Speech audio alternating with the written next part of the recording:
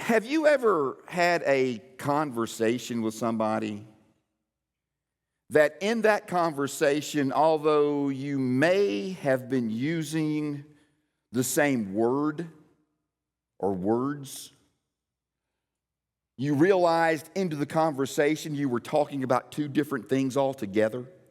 Ever had that happen? Let me give you an example. Last Friday was a week ago, Leah and I had to go back to my hometown of Conyers. Good friend of mine for well over 50 years had passed away. I grew up two doors down from this family. And I had the privilege to speak at the funeral service. And so after the funeral service, there was a gathering of family and friends at their home that we were invited to. So after the funeral, because I was wearing a suit, and I have this special gift that if I wear anything dry cleaned, food will find it. Am I the only one? If I wear something dry clean only and then go eat, I will get food on it. And so we decided to swing by my parents' house and change clothes before we went over to my friend's house to kind of spend some time with them. And as we are walking to the house, my mom meets us in the garage, and she says to me and to Leah, "What color are these pants I'm wearing?" Which I thought was kind of a strange question. And Leah said teal. I said green, because men, green covers a lot of colors, right? Okay, teal's one of them. I said green. And I'm thinking, why is she asking this? And then she says, "Well, your dad told me they were gray." And I thought, well, he is 87 years old, and maybe the eyes aren't what they used to be, or maybe it was in the dark, but no, those pants are green. Those pants are teal. And so I go into the guest room, and I'm changing clothes and getting into, and I hear them talking in the hallway, because they kind of talk loudly now. They're probably watching this. I love y'all. I promise. I don't want to get written out of the will today, all right? I promise you this story's going to land well. Don't comment yet, Mama, all right? And anyway, and I hear this conversation, and it goes like this. They said these pants are green. To which my dad said, "Well, they are green." To which she said, "Well, you told me a little bit ago they were gray." To which my dad said, "Oh, I thought you asked about my pants." These things happen in conversation, don't they? They happen all the time in conversation. And the reason I bring that up is because we're in Matthew chapter 24, Jesus' Olivet Discourse, and it's easy to begin reading through what Jesus has to say here and come to the conclusion, or assume, if you will, that Jesus is talking directly to us. The word you, Y-O-U, is used by Jesus over 20 times in this chapter. And I don't know about you, but whenever I hear the word you, I assume they're talking to me. You ever walked into a place, maybe a restaurant or a coffee shop or even a store or even the church? You're walking in and someone says, "What are you doing here?" Well, I automatically think they're talking to me, even if I don't know them. And I turn, and then you realize there's somebody else, but you kind of assume it's you.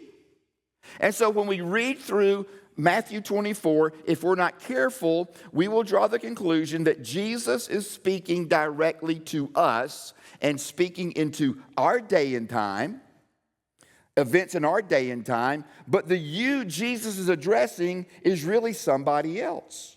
He's talking to his disciples.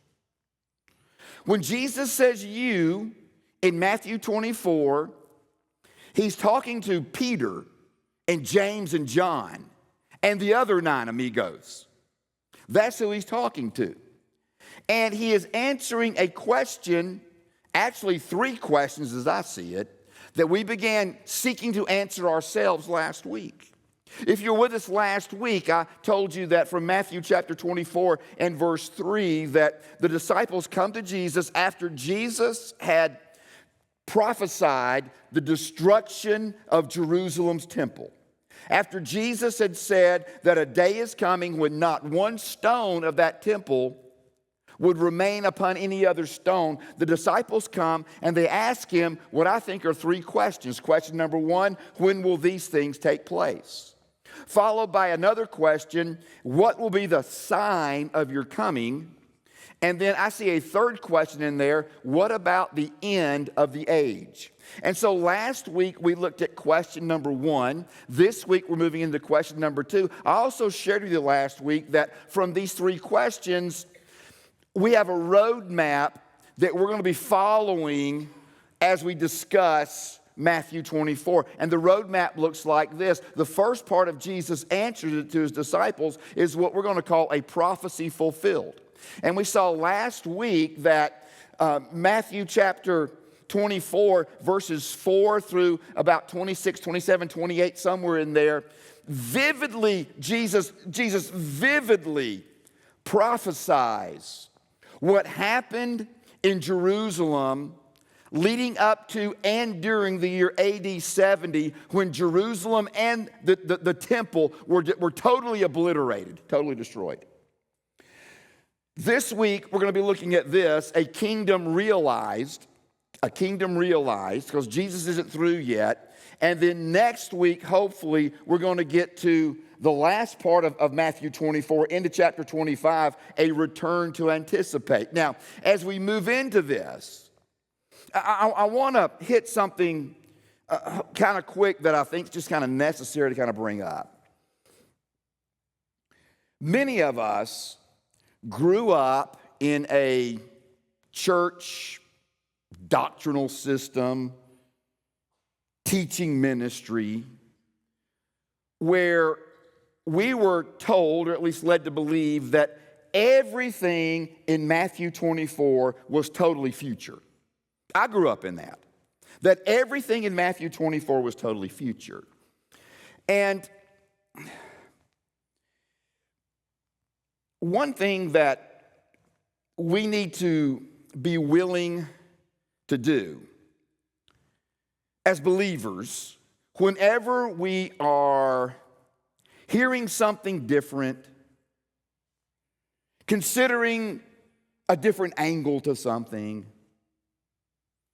hearing someone, a fellow believer, share something that maybe we don't quite agree with, we've got to learn, we've got to relearn in our culture, in American culture, we've got to relearn how to be graciously disagreeable.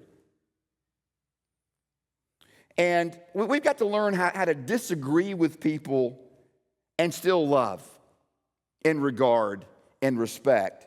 And as Americans, we've gotten horrible at that. The last political season proves that, am I right? And Christians, by and large, are the worst when it comes to this. If we don't, I know a lot of Christians that if we don't dot our I's and cross our T's exactly alike, we can't have fellowship together. If we don't see everything eye to eye, then we can have nothing to do with each other. Oh, let me give you an example before I jump into this. Any Chosen fans out there? Any fans of The Chosen out there? All right. Have any of you watched the new Amazon series, House of David? Any House of David people? I've not watched it yet, but I'm going to. It's amazing to me, amazingly sad, how many Christians go on platforms like YouTube and rail against shows like The Chosen and House of David and anything else Christian that comes up. It blows my mind. that these people, most of whom are Reformed, I'll just put it out there, most of whom are Reformed in their theology, are just against anything that might be creative, anything that might not be just perfect. I mean, I'll be up front. You know, I like The Chosen. I don't agree with everything in The Chosen. I don't. There are things in there that I don't really agree with. You know, I don't understand, for instance, why for the character of Matthew, they modeled him after Adrian Monk. I mean, I don't understand that. Am I the only one that's picked up on that? Does anybody know who Adrian Monk is? All right, old show, but funny show, all right? And there are things that poetic license they take. I totally understand it, you know, but it's a show. It's a TV show, and you've got people who are trying their best to put Jesus out there in front of people, all right? And rather than begrudging them and criticizing them, maybe we ought to get behind them a little bit. You know, I've experienced a little bit of that. You know, I've told you about our YouTube channel and getting more and more views, and with views come comments. And it's amazing how many times I've been called a false teacher. Me.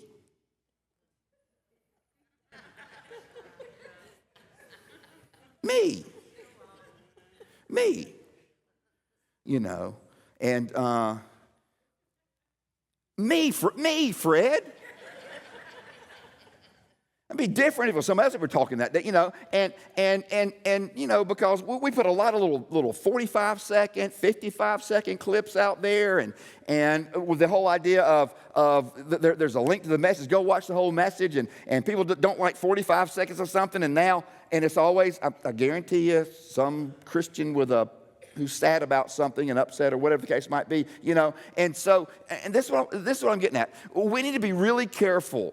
We need to be really careful when, you know, someone looks at something scripturally and they do their due diligence, follow with me here, and they come out with a conclusion that might be a little different than ours is. We've got to be very careful when we start using words like heresy and false teacher, those kind of things. We're diving into some scriptures here that Christians throughout history have not seen exactly the same. In fact, there are three basic camps when you look at Matthew chapter 24 and how to interpret it. There's one camp that sees everything as future. There's another camp that sees everything as past. And then there's a third camp that sees it as a little bit of both. In case you've not picked up on it, I'm kind of in the little bit of both group. All right? I'm in the little bit of both group. My point is, I understand why those who see it totally future see it that way. I also understand why those who see it totally past see it that way. Although I don't agree with it, I see how they get there. And so we should be able to respect each other. Are you with me so far? Are you with me so far? And so with that in mind, let's dive in. And I spent way more time introducing this than I meant to, but that's all right. We'll still get you out of here in time for lunch, because lunch is relative. Whatever time you get out here, you'll get lunch. And in Matthew chapter 24, I want to read it and then start explaining it. Here we go. Verse 27, Jesus says, "For as the lightning comes from the east and shines as far as the west, so will be the coming of the Son of Man. Wherever the corpse is, there the vultures will gather. Immediately after the tribulation of those days, the sun will be darkened and the moon will not give its light, and the stars will fall from heaven, and the powers of the heavens will be shaken. Then will appear in heaven the sign of the Son of Man, and then all the tribes of the earth will mourn, and they will see the Son of Man coming on the clouds of heaven with power and great glory. And he will send out his angels with a loud trumpet call, and they will gather his elect from the four winds, from one end of heaven to the other. From the fig tree learn its lesson. As soon as its branch becomes tender and puts out its leaves, you know that summer is near. So also when you see all these things, You know that he is near at the very gates. Truly I say to you, this generation will not pass away until all things take place. Heaven and earth will pass away, but my words will not pass away. Now, I am approaching this morning in the same way that I approached what we talked about last week. Jesus ends this big section with this word, with this phrase. This generation will not pass until all these things take place. Now, this is how I am looking at this right now in my life. And by the way, when it comes to eschatology, our beliefs about the end time should always be in a state of flux because we really don't know. Am I right? We really don't know. We pray, we study, we dive into the Word, but how things are going to transfold, we really don't know. Here's what I do know, all right? I know the one thing that really matters. Jesus is coming back one day, and I'm on the right team, all right? That's really all that matters, all right? Jesus is coming back one day, and I'm on the right team. But what is he talking about right here? This is what I want to do, all right?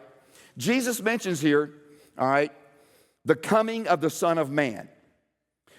Notice again in verse 27. For as the lightning comes from the east and shines as far as the west, so will be the coming of the Son of Man. Now, the first question I've got to ask myself here is this. What does he mean by this word coming? What's he talking about here? Because when I read this from my perspective, I read it like this, okay? When is he coming over here? In other words, if I were getting together with, I don't know, Dave and Vinya over here. You sit on the front, you get picked on, all right? And, Dave and Vinya. And so let's say that Dave and Vinya decide that, the four of us are going to have lunch one day next week or dinner. Let's do dinner because Leah's a school teacher, right? So we're having dinner one night next week, and we're meeting at, say Longhorns.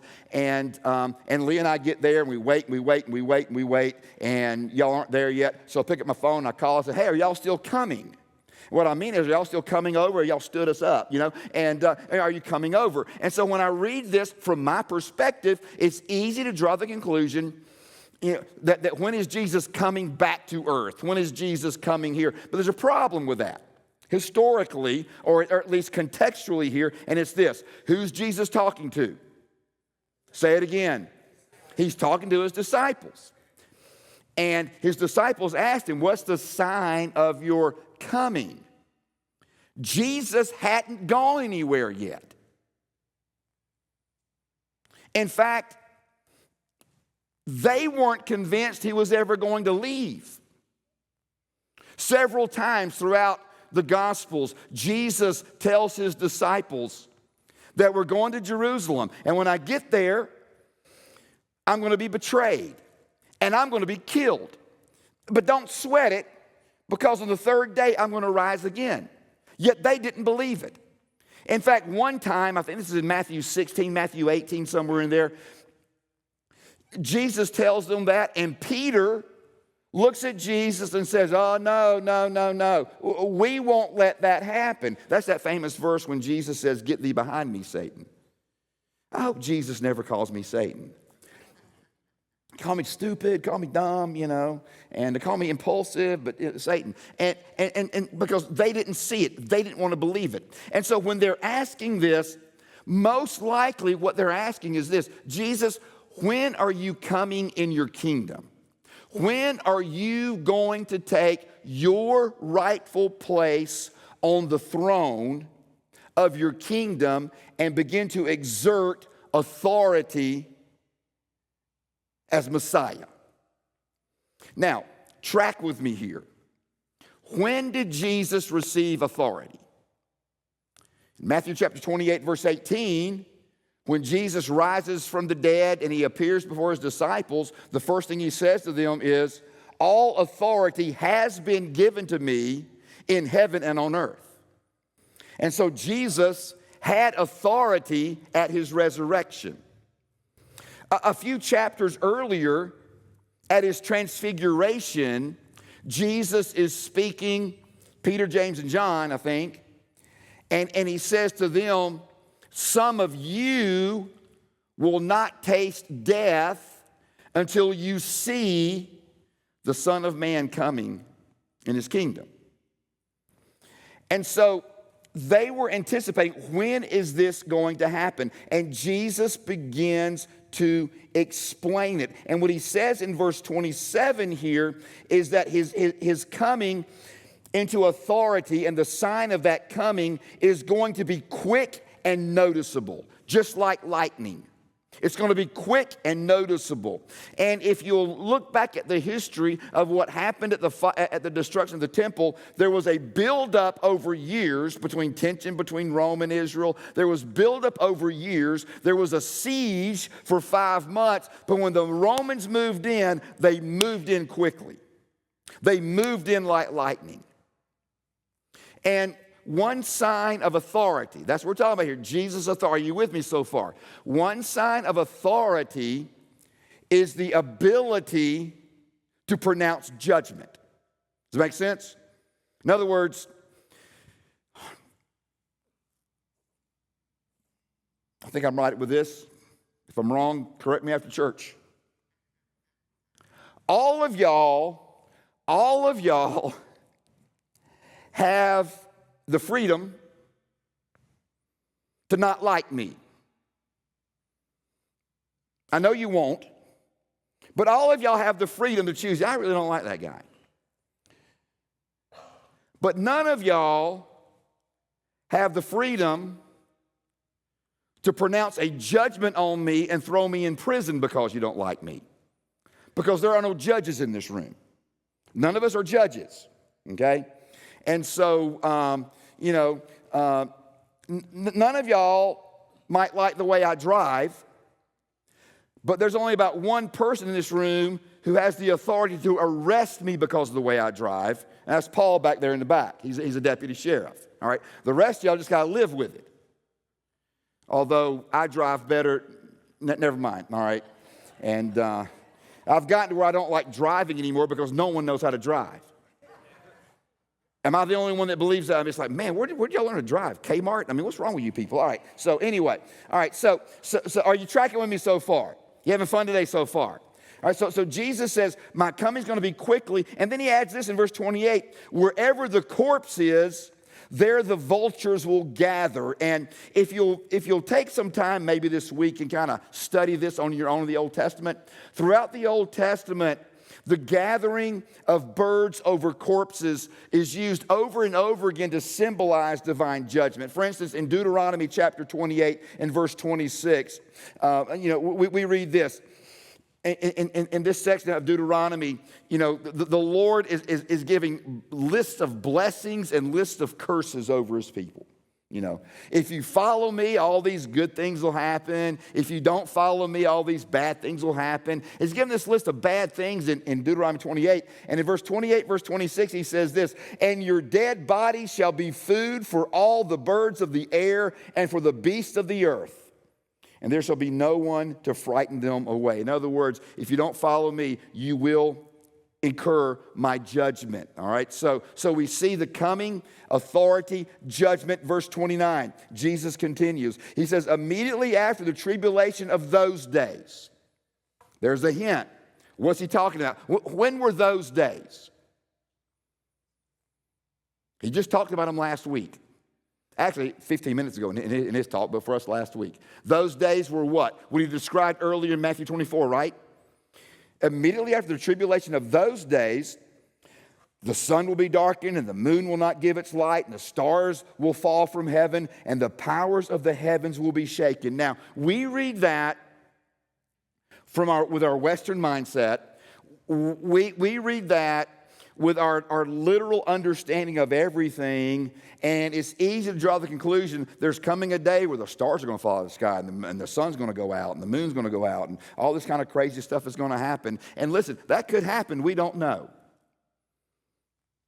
But throughout the Old Testament, the sun and the moon and the stars were used, especially in the apocalyptic writings, to describe the falls of governments, the falls of rulers, the falls of systems. Let me give you a couple of examples. In Isaiah chapter 13, Isaiah is prophesying the destruction of Babylon. And he says in 13 verse 10, "For the stars of the heavens and their constellations will not give their light. The sun will be dark at its rising, and the moon will not shed its light." Well, listen, Babylon fell. They were taken over by the Medes and the Persians, but the stars kept shining. The sun stayed up. The moon kept coming up.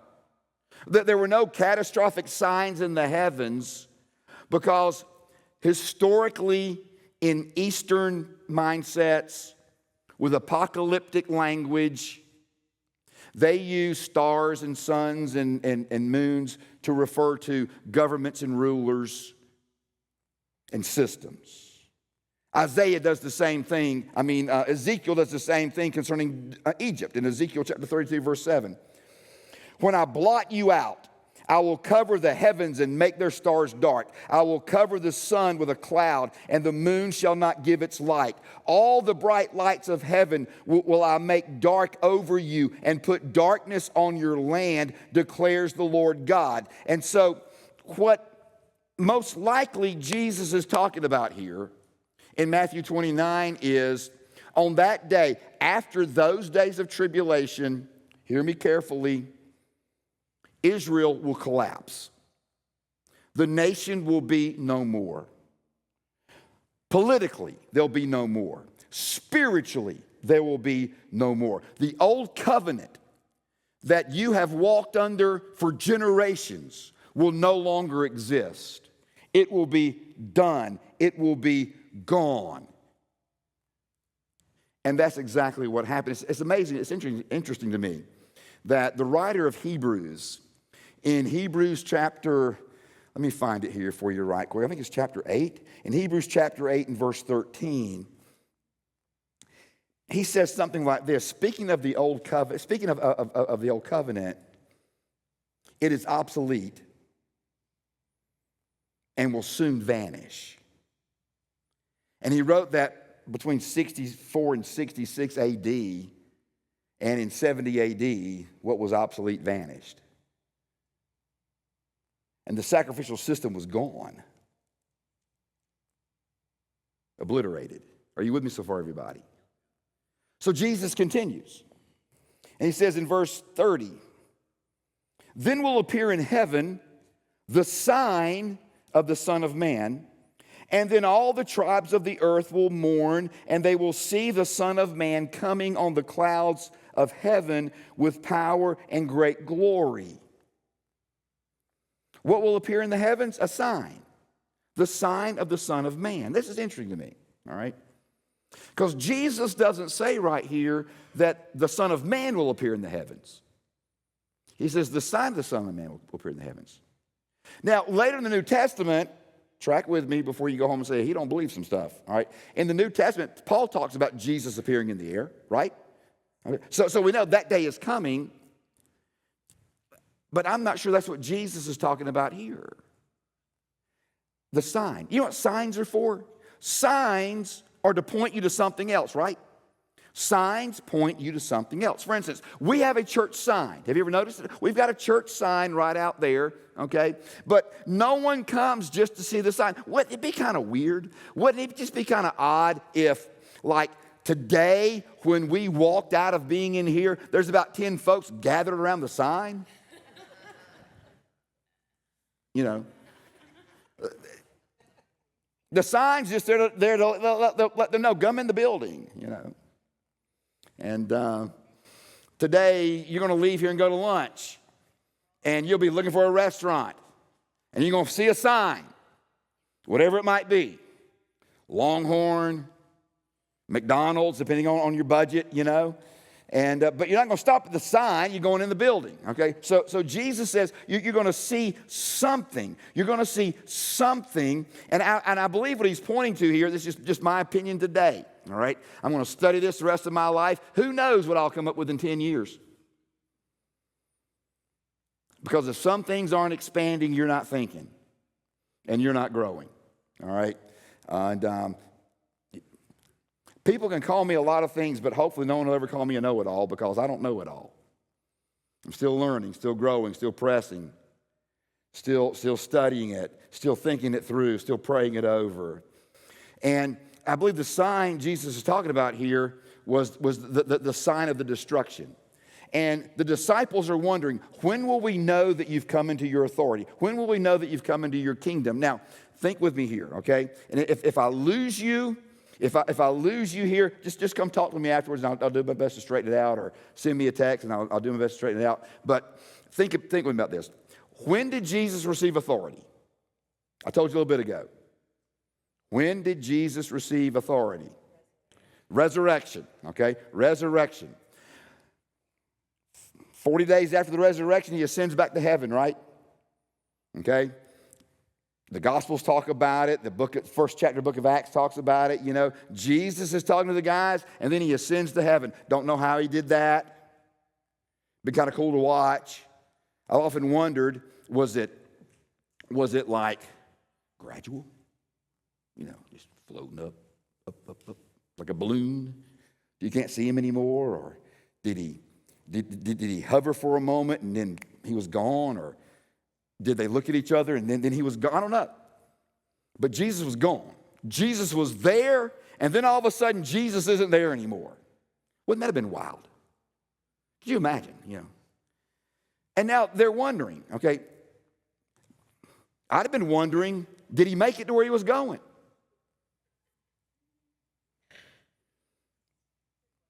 I mean, that's a great question, you know. Jesus is here. Jesus is not here. Did he make it where he's going? Now, by faith, for 40 years, they had to trust. He's where he said he was going. Jesus is pointing out to them, I believe here, that, listen, when you see these things take place, you will know for certain that I arrived, that I am on the throne in heaven, that I will not be knocked off that throne. I will always be on that throne. You can stand firm in that. You can rest sure of that. My kingdom has arrived, and I am the king of it. Let that sink in for a moment, because that excited me a whole lot more than it just excited you, I think. Because, okay, so Jesus is saying, listen, you're not waiting for a kingdom to come. This is proof to you, my kingdom is here. My kingdom has arrived. I am on my throne. I am King of Kings. I am Lord of Lords. I am sovereign. I am ruling. No, things aren't perfect yet. That day is coming. But I am on the throne. Let's keep going here. All right? Let's keep going here. Verse 31. And he will send out his angels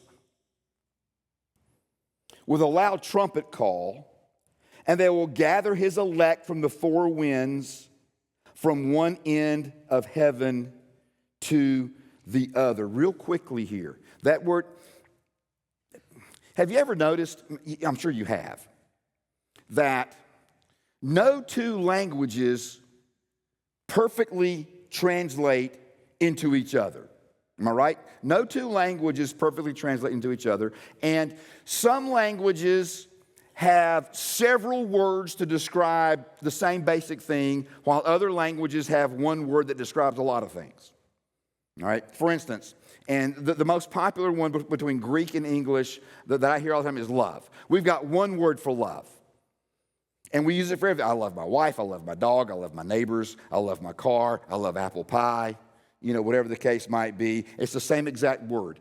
And it's kind of confusing to someone from somewhere else, because it's like, well, how can you love your wife and love your dog? I mean, you know, how does that even? And there's some of you thinking, man, if you knew my wife, but not me, all right?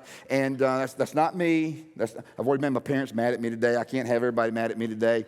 And you know, but in the Greek language, they got several words for love. They've got, you know, eros, you know, the word for erotic love, and philios, the word for brotherly love, and agape, the word for sacrificial love. There's also a word for family love. And so they use all these different words. So, you know, you put the right word in there, and everybody knows, are you with me?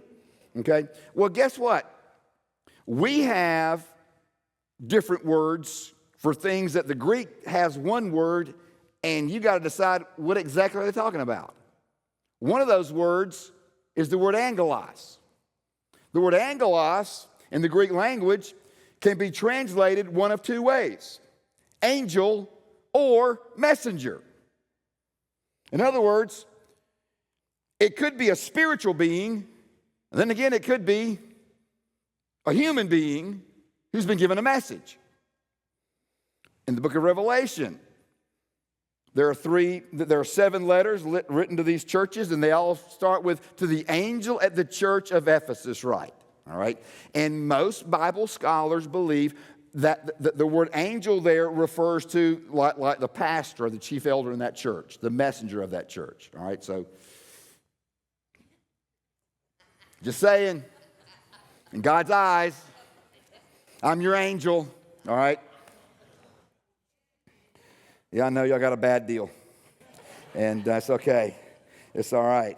And so when we look at this, it could be that Jesus is saying, hey, he will send out his messengers, all right? He will send out his messengers with a trumpet call, and they will gather. Here's another word that's important. That word gather there literally means that they will synagogue people together. Let that sink in. Because it's possible to look at this verse futuristically. This is the way I was taught it, that a day's coming where there'll be a trumpet blast. Yes, I believe there'll be a trumpet blast. I don't think that's what Jesus is talking about here, though. And when that trumpet blast blasts, the angels are going to gather up all the saved people, and when we're out of here. I'm open to that. But I'm not sure that's what Jesus is talking about here. Because it could be that what Jesus is talking about is after the tribulation of those days and after the destruction of Jerusalem, I'm going to release my messengers across the world. I'm going to release my missionaries. I'm going to release the apostles and the prophets. I'm going to release the evangelists and the pastors and the teachers. And they're going to go all over the world, and they're going to begin gathering together the new people of God into these things that are kind of like synagogues, but they're churches. And the church is going to grow like it's never grown before. And history shows us that after the destruction of Jerusalem, the church exploded across the Roman Empire like it had not up until that time. It's amazing what took place. And then Jesus says, from the fig tree learn its lessons. As soon as its branch becomes tender and puts out its leaves, you know that summer is near. So also when you see all these things, you know that he is near at the very gates. I believe Jesus here is using just a simple illustration. You can look at a plant and you know if it's spring or fall, right? Okay? In my yard, I've got seasonal grass. That means my grass turns brown. All right, in the fall and winter, which means I don't have to cut it because God is good. And I really wanted to burn my yard off this year because if you burn your yard off, your grass will grow better the next year when it comes in. But because there was a burn order in Anderson and it's been kind of windy, I've not been able to. And I was hoping to maybe last week. I was going to do it anyway and ask forgiveness. Grayson, and just hope I didn't get caught, And but when I looked at my yard, the green is already coming up through there, so it's too late. It's too late to burn it, and because seasonally I looked, and what Jesus is saying is, listen, just like a fig tree, just like when you see the buds on a fig tree, you know what's going to happen next. When you see these things happening. When you disciples see these things happening, know I am moving, I am working, know what's coming next. Verse 34 and 35 ends, we read it last week. Truly I say to you, this generation, you guys, the generation I'm speaking to right now will not pass away until all these things take place. Heaven and earth will pass away. That is the temple. We saw that last week. That was an idiom for the temple. This temple will pass away. This old covenant will pass away. This way we've been doing religion for decades and centuries will pass away. But my words will not pass away. Now, what do we do with this? Okay, what do we do with this? I want to give you 3 things real quick. I've been going somewhere today, I promise you. All right? I've been going somewhere today. Just because those things took place in that generation did not pass without seeing these things take place, doesn't mean there's nothing in here for us today. I want to give you 3 statements that if you'll take this in and let this sink into your heart, it'll give you Monday morning faith. All right? If you take these 3 things in and get it into your soul, you'll be able to stand, like we sang about a little bit ago. All right? How should we live in light of this? Number 1, live with confidence in a turbulent world. That's why Jesus told his disciples this. He says, you're going to see it get crazy out there. You're going to see your world come to an end. You're going to see your temple destroyed. You're going to see your city destroyed. You're going to see your nation destroyed. But listen, have confidence. I am with you. I am working. I'm behind the scenes. I've not let you go. I'm not leaving you. I'm not forsaking you because I am on the throne. It's kind of like this. How many of you have ever flown an airplane? Anybody you ever flown somewhere? How many of you have ever flown and there's a storm going on? Anybody ever flown? That's fun, isn't it? You know, it's like, man, you know, and there's nothing like you're flying somewhere and the pilot comes on and he says something like this, ladies and gentlemen, we're about to experience some turbulence because we're flying through a thunderstorm, so please fasten your seatbelts. But don't worry, we've got this under control. We will get you through this and we will arrive where we're going safely. Because the pilot knows where he's going. And the pilot knows what he's doing. And so as the world around me gets turbulent, it might be personal turbulence, it might be family turbulence, it might be cultural turbulence, it might be worldwide turbulence. If I know who my pilot is, if I know who my Lord is, if I know who's on the throne of my life, and his name is Jesus, I can trust him to get me through the turbulence. I can be confident even though all hell breaks out around me. Are you with me so far, everybody? Amen. That's one reason why I believe the church exploded after this happened, because the disciples had this newfound assurance. Wow. What Jesus said would happen. It took 40 years, but it happened. Go. Secondly, we must live with awareness of his kingdom's reality. As great as it would be, and one day it's coming, I believe it's coming, as great as it would be, Jesus appears. He's come back. He's on his throne. We can see him. Even CNN has to admit it. You know. It'd be great to see him. But just because we don't see something doesn't mean it's not real. How many of you, by show of hands, have used your phone in some form or fashion since you've been here today? Use it for sermon notes right now. You got sermon notes going on, playing a game on it. I don't know, whatever you might, hopefully not, but you're doing what you got to do. Because we've got Wi-Fi in here. Have you ever seen Wi-Fi? You can't see Wi-Fi, but you know it's there. And you somehow hook into it. And bam, you're connected. Because it's real. Jesus is on his throne. We are not waiting for his kingdom to come. His kingdom has come. Let me say that again. We're not waiting for his kingdom to come. His kingdom has come. Let me try it again. We're not waiting for his kingdom to come. His kingdom has come.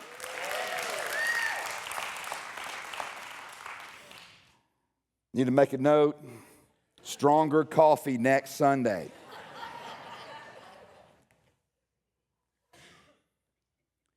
Instead of waiting for something, let's live in it. Let's by faith receive the reality of it.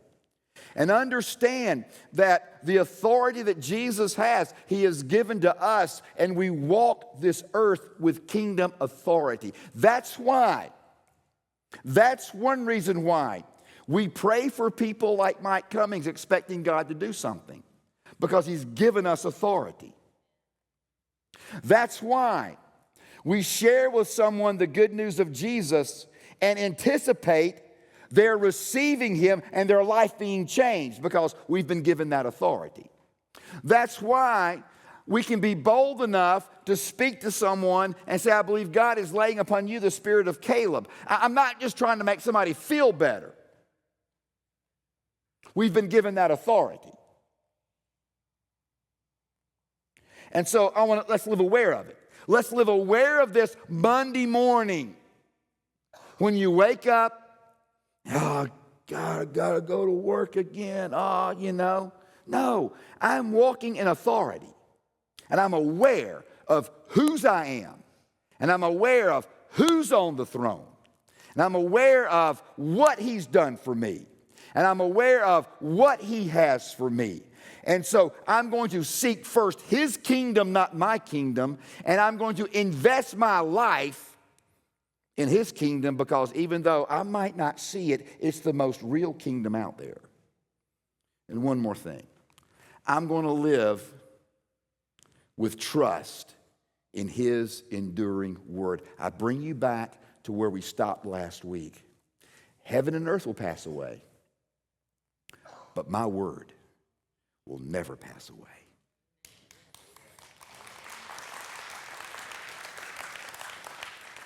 Which word, Jesus?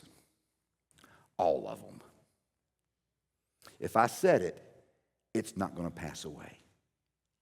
For the believer in the room, when Jesus said at the end of the Gospel of Matthew, the end of His Great Commission, He says, behold, I am with you always, even to the end of the age. Heaven and earth might pass away, but that word will never pass away. For the one in here today who's never come to Christ, you've never taken that step of faith, Jesus said, I am the way, the truth, and the life. No one comes to the Father except by me. That word will never pass away. It'll never pass away. So here's what I want to leave you with this morning. Okay, you guys ready? All right. Monday morning's coming. I'm glad we sang that song. I've used it a lot this morning. That's good. Worked out pretty well. Monday morning's coming. I want you to have a Monday morning faith. So I want to give you something, and I want to challenge you to pull it up on your phone, write it on your bathroom mirror, index card it to your refrigerator, whatever you got to do. It's this next slide. Because Jesus is Lord, I live confident in chaos, I live aware of His rule, and I live trusting in His word. All right? So, to get you started, let's say this together. All right? Clear your throat. Get ready. I want us to read this together. If it's your first time with us at the Carpenter's Church, this is how we read, with our mouths moving, all right? With words coming out of them. I want you to read loud enough to wake up your neighbor who I put to sleep. You ready? Here we go. Because Jesus is Lord, I live confident in chaos. I live aware of His rule, and I live trusting His word. Do you receive that this morning? Amen.